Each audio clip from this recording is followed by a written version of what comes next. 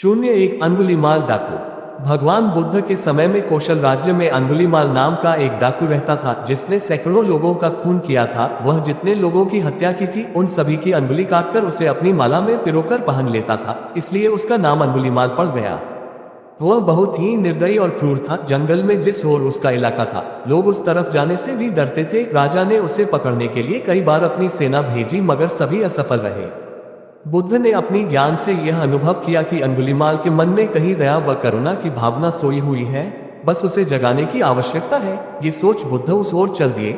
जंगल में जिस ओर अंगुलीमाल रहता था, लोगों ने बुद्ध को उस ओर जाने से बहुत मना किया मगर वे नहीं रुके। अंगुलीमाल बुद्ध को अपनी ओर आता देख अपनी तलवार लेकर दौड़ा मगर बुद्ध अपनी स्वाभाविक गति से चलते रहे। उसने जोर से चिल्लाकर कहा, ठहर जाओ। बुद्ध रुक गए। जब अंगुलीमाल बुद्ध के पास आया तो उन्होंने कहा, मैं तो ठहर गया मगर तू कब ठहरेगा? तू भी पाप करने से रुक जाओ, इसलिए मैं यहाँ आया हूँ कि तू भी सत्य के पथ का अनुगामी बन जाओ। तेरे अंदर पुण्य मरा नहीं है, यदि तू इसे अवसर देगा तो तुम्हारी काया पलट जाएगी। भगवान बुद्ध ने अंगुलीमाल से कहा कि तुम पेड़ की डाली तोड़कर लाओ। अंगुलीमाल ने पेड़ की टहनी को तोड़कर बुद्ध के सामने लाया। बुद्ध ने उससे कहा कि अब इसे जोड़ो। अंगुलीमाल बोला, ये कैसे संभव है? यह मैं नहीं कर सकता। बुद्ध ने अंगुलीमाल से कहा कि जब तुम किसी चीज को जोड़ नहीं सकते, उसे तुम्हें तोड़ने का भी अधिकार नहीं है। बुद्ध की इस बात में बहुत तेज थी। ये सुनकर अंगुलीमाल के रोंगटे खड़े हो गए। उस पर बुद्ध के वचनों का बहुत ही अच्छा प्रभाव पड़ा। वह शीतल हो गया। वह भगवान बुद्ध के चरणों में गिरकर माफी की गुहार करने लगा। पहली बार किसी ने उससे इतने प्रेम भाव से बात की थी। अंगुलीमाल ने कहा, मुझे माफ कर अपना अनुयायी बना लीजिए, मैं इस अनुशासन को स्वीकार करने को तैयार हूँ। उसने अंगुलियों की माला उतार कर फेंक दी और बुद्ध के चरणों में गिर पड़ा। वह उसी समय भिक्षु हो गया और कुछ समय के बाद उसे अरहत पद भी प्राप्त हो गया। वह भी बुद्ध से साथ सत्य के मार्ग पर चल पड़ा। कहानी से सीख, सत्य और साहस की हमेशा विजय होती है। 02 भगवान बुद्ध का ज्ञान। एक बार की बात है, गौतम बुद्ध अपने शिष्यों के साथ कहीं जा रहे थे। सफर में चलते चलते बुद्ध को प्यास लगी तो उन्होंने अपने एक शिष्य से कहा कि जाओ जाकर मेरे लिए पीने का पानी लेकर आओ।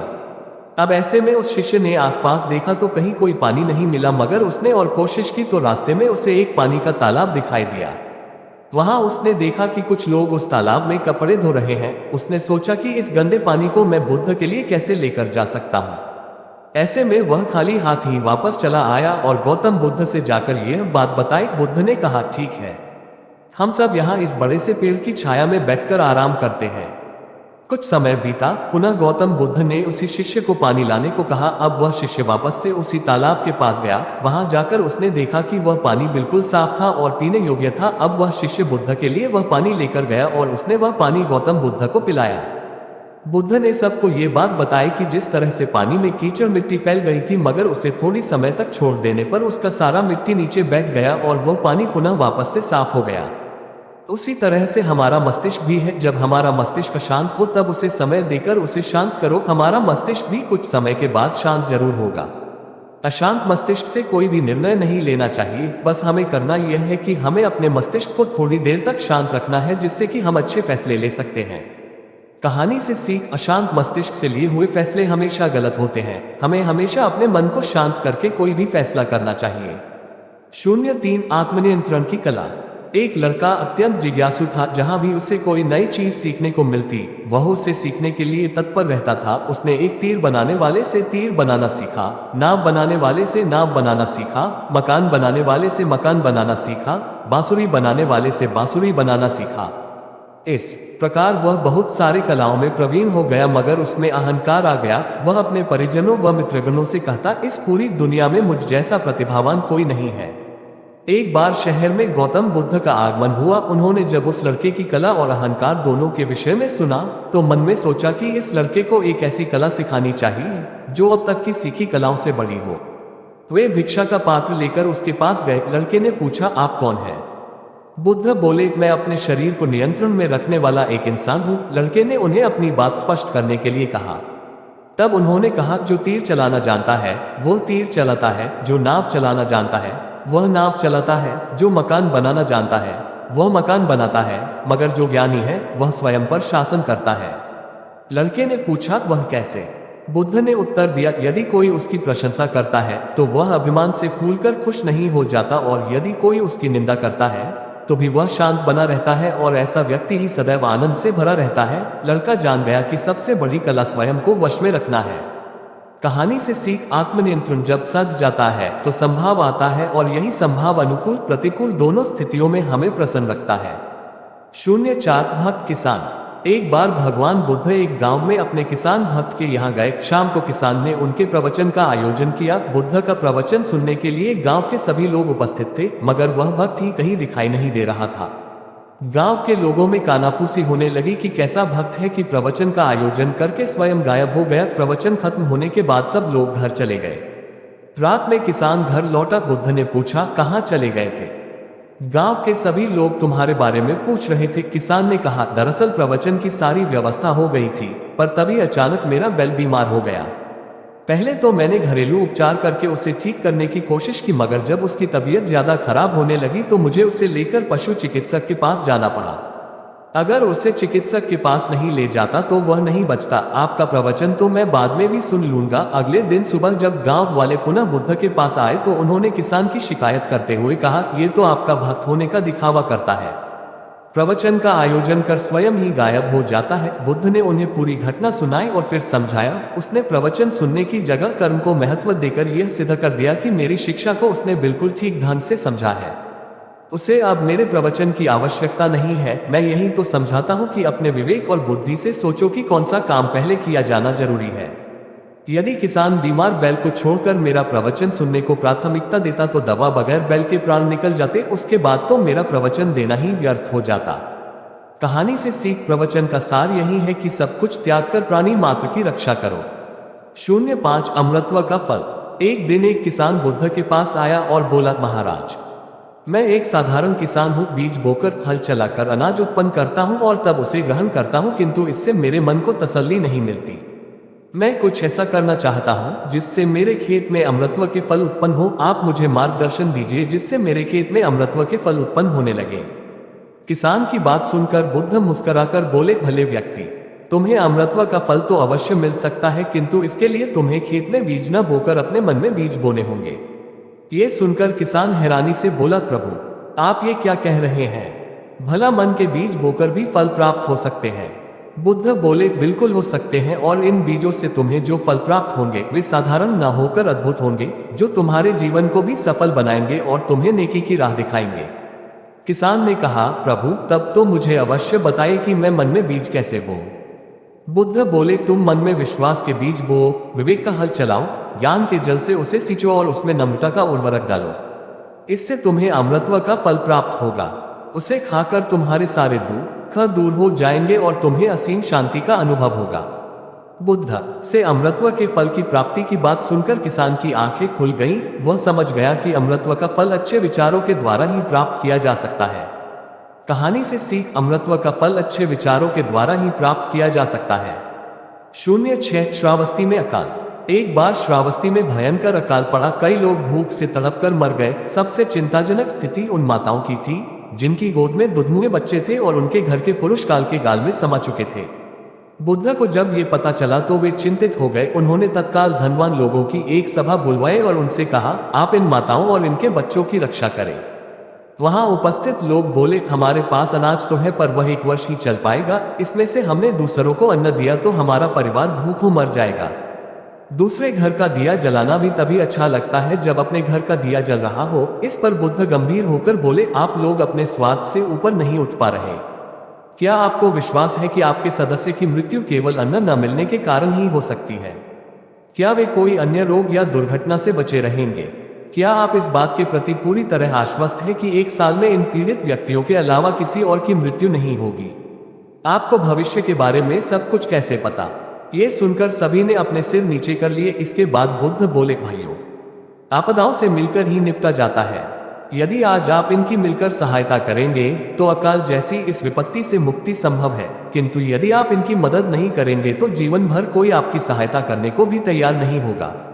याद रखिए, विपत्ति में पड़े लोगों की सहायता करना ही सबसे बड़ा धर्म है। ये सुनकर श्रावस्ती के सभी सेठों और व्यापारियों ने अपने अनाज के भंडार खोल दिए। वे स्वयं भूखे लोगों में अन्न बांटने लगे। कुछ ही समय बाद सब लोगों के प्रयास से अकाल जैसी विपत्ति पर विजय पा ली गई और सब सुखपूर्वक रहने लगे। कहानी से सीख, सभी को एक दूसरे के साथ सुख दुख में साथ मिलकर रहना चाहिए। 07 कीमती उपहार। मगध की राजधानी में भगवान बुद्ध के प्रवचन सुनने भारी तादाद में लोग जुटे और उनके अमृत वचनों से लाभान्वित हुए। थोड़े दिनों बाद बुद्ध ने अगले शहर जाने का विचार किया। अगले दिन के प्रवचन की समाप्ति पर बुद्ध ने वहां से जाने की घोषणा कर दी। ये सुनकर नगरवासी दुखी हो गए और उनसे कुछ दिन और रुकने का आग्रह किया, किंतु बुद्ध ने उनसे क्षमा मांगते हुए इसे अस्वीकार कर दिया।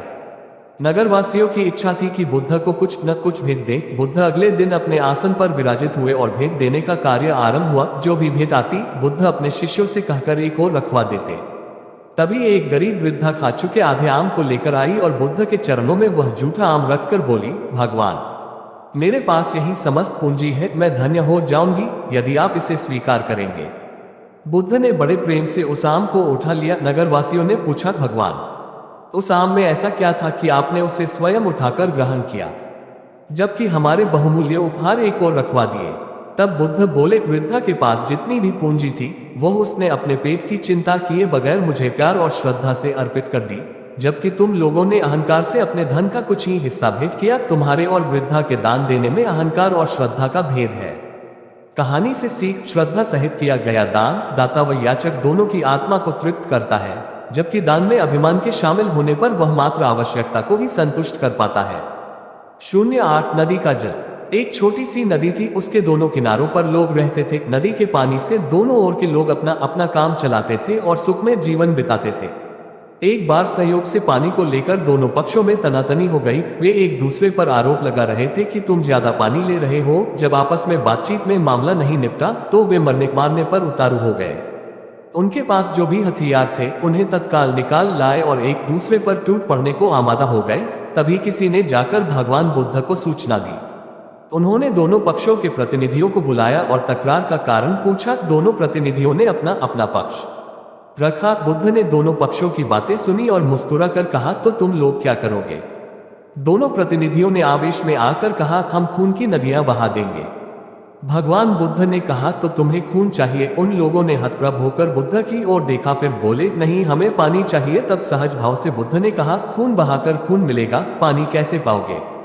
कुछ ठहरकर आगे बुद्ध बोले, याद रखो, हिंसा हिंसा को बढ़ाती है, बैर बैर को बढ़ाता है। नदी से ही सीख लो कि वह किसी से लड़ती नहीं, वह निश्चल भाव से अपने जल का सभी के लिए दान करती है। बुद्ध के शब्दों ने जादू जैसा काम किया और दोनों पक्षों की समस्या का सहज रूप से समाधान हो गया। दोनों पक्ष मिल बांटकर पानी का उपयोग करने लगे। कहानी से सीख, हिंसा हिंसा को बढ़ाती है, बैर बैर को बढ़ाता है। 09 संयम की शिक्षा। बुद्ध के पास उनका एक शिष्य आया और बौखलाए स्वर में बोला, जमींदार राम सिंह ने मेरा अपमान किया है, आप सभी चले, उसे सबक सिखाना होगा। बुद्ध बोले, प्रियवर, सच्चे बौद्ध का अपमान करने की शक्ति किसी में नहीं होती। तुम इस बात को भुला दो। जब प्रसंग भुला दोगे तो अपमान कहाँ बचा रहेगा?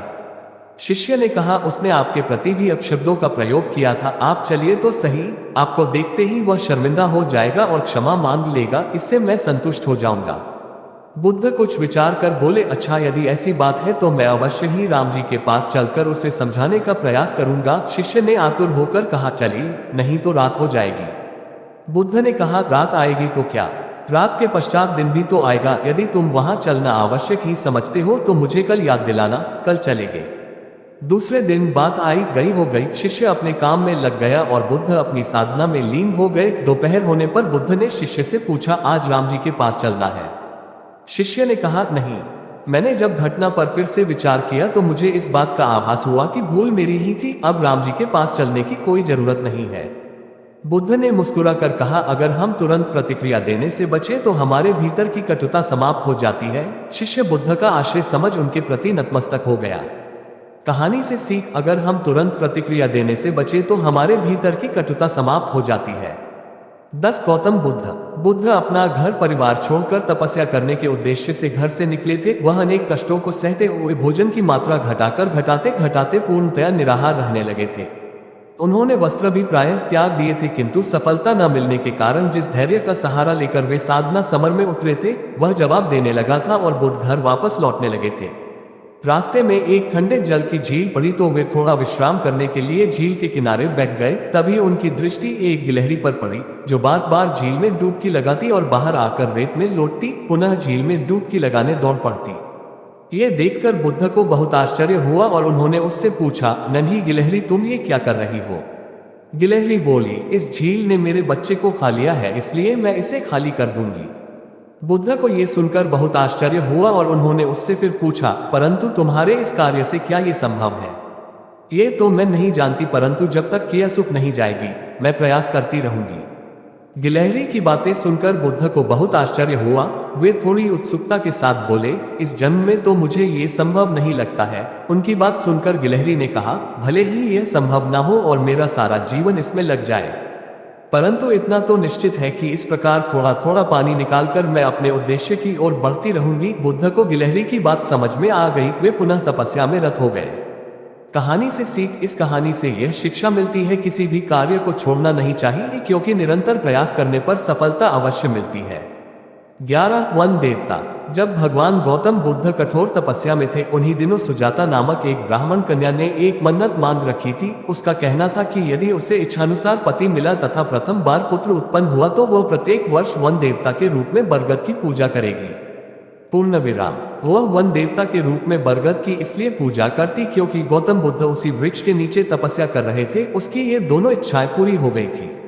वैशाख पूर्णिमा के दिन सुजाता ने 1000 गायों का दूध निकाला तथा 100 गायों को पिला दिया। फिर उन 100 गायों का दूध निकालकर उसने 10 गायों को पिलाया। अंत में उसने उन 10 गायों का दूध निकालकर एक गाय को पिला दिया। एक गाय के दूध से सुजाता ने खीर बनाए एवं पूजा का सामान लेकर वह वन देवता की पूजा के लिए बरगद के वृक्ष के निकट आई।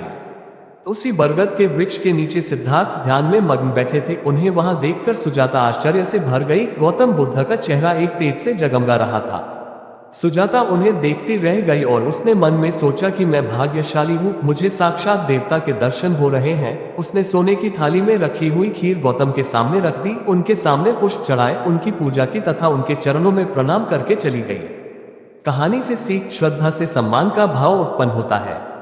कंक्लूजन। आपको गौतम बुद्ध की ये कहानियां, गौतम बुद्धा की कहानियां कैसी लगी? कृपया कमेंट कर हमें जरूर बताएं, क्योंकि आपकी राय हमारे लिए बहुत महत्वपूर्ण है।